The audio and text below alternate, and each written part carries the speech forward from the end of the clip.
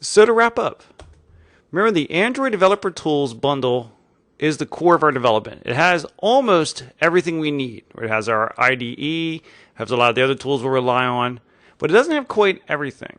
Remember, we also need to install the JDK, right, the Java Development Kit. And one of the things you want to be careful of is that we don't always want the latest version. So it's important to check the requirements for Android so that you don't have it an excessively difficult time. Getting that right version of the JDK is essential to having an easy setup of your development environment. Now, Android virtual devices allow us to test our apps on our desktop. They're a great way just to make sure code's running right, to do a lot of the basic testing in our applications.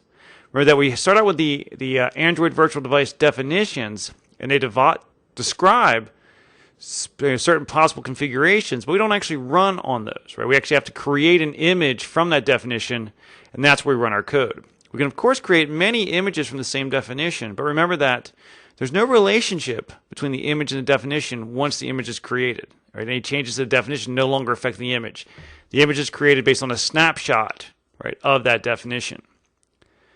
But if you're developing apps for real, you need to include real device testing in your experience. Right? AVDs are just not enough to be sure your code is going to run correctly.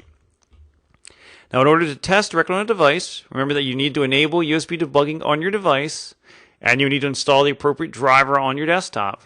And remember that enabling the USB debugging is pretty straightforward. We know on some of the newer devices, 4.2 and newer, it's kind of hidden, but we saw how we could get that option to become accessible.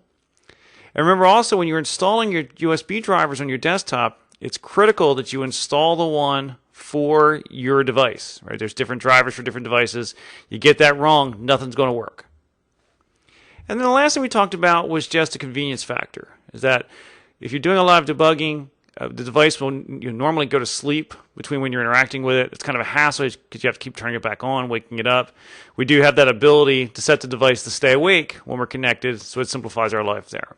Many devices have that option built in, but even if it's not built in, we could easily download an app from the App Store to enable that.